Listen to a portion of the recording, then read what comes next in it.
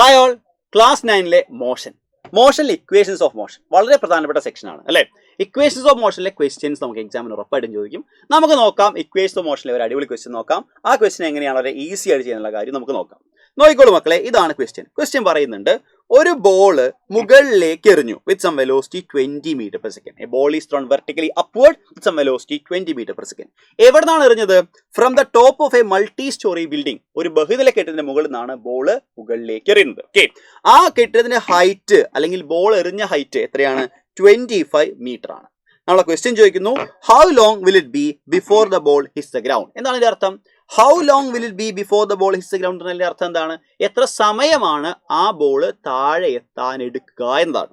അപ്പൊ ഈ ക്വസ്റ്റ്യൻ നമ്മൾ നോർമലി ഒരു വിദ്യാർത്ഥി ചിന്തിക്കുക, ബോൾ നമുക്കറിയാം ദാ ഇവിടുന്ന് മുകളിലേക്ക് പോകും, ഇവിടുന്ന് ഒരു സമയമുണ്ട്, ആ ബോൾ തിരിച്ച് ഇവിടേക്ക് എത്തും, അതിന് വേറൊരു സമയമുണ്ട്, ദെൻ ഇവിടുന്ന് ഇങ്ങോട്ട് എത്തും. ഇങ്ങനെ 3 സ്റ്റെപ്പായിട്ടാണ് സാധാരണ വിദ്യാർത്ഥികൾ ചെയ്യുക.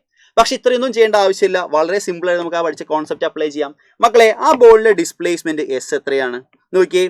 ഇവിടെ ഇരുന്ന ബോൾ ഇവിടേക്ക് എത്തി അല്ലെ, ഇനീഷ്യൽ പൊസിഷനും ഫൈനൽ പൊസിഷനും. ഇനീഷ്യലി ബോൾ ഇവിടെയാണ്, ഫൈനലി ഇവിടെയാണ്. ഏതിലൂടെ പോയി എന്ന കാര്യം നമുക്ക് പ്രശ്നമില്ല, displacement. So initial position final പൊസിഷനിൽ ഡിസ്റ്റൻസ് 25 ആണ്. And that is downward sound -25 centimetre. കിട്ടിയോ?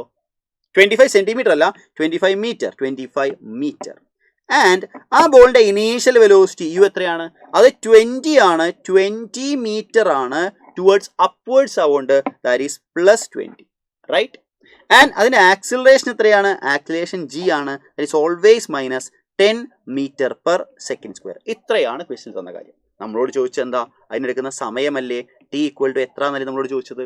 നമുക്ക് വളരെ ഈസി ആയിട്ട് കണ്ടുപിടിക്കാം. നമുക്കറിയാം equations of motion connecting time and displacement ഏതാണ്?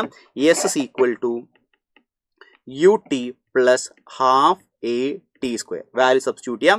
എസിന് -25 ആണ്. Equal to u is 20t minus of ½ into 10 അല്ലെ. മൈനസിന് എടുക്കുമ്പോൾ മൈനസ് പുറത്തെടുത്തു, ടി സ്ക്വയർ. ഇതാണ് സോൾവ് ചെയ്യേണ്ടത്. ഈ ഒരു ക്വാഡ്രാറ്റിക് ഇക്വേഷൻ സോൾവ് ചെയ്ത് കഴിഞ്ഞാൽ ടിയുടെ വാല്യൂ നമുക്ക് വളരെ എളുപ്പത്തിൽ 5 സെക്കൻഡ് എന്ന് കിട്ടും. ഇതുപോലെ അടിപൊളി ക്വസ്റ്റ്യൻസ് ആണ് സൈലത്തിന്റെ എൻട്രൻസ് പ്രിപ്പറേഷൻ ഫൗണ്ടേഷൻ ബാച്ച് ആയിട്ടുള്ള ഫാൽക്കൺ ബാച്ചിൽ ഡിസ്കസ് ചെയ്യുന്നത്. ഇതുപോലെ അടിപൊളി ക്വസ്റ്റ്യൻസ് ആയിട്ട് നമുക്ക് വീണ്ടും ഫാൽക്കൺ ബാച്ചിൽ കാണാം.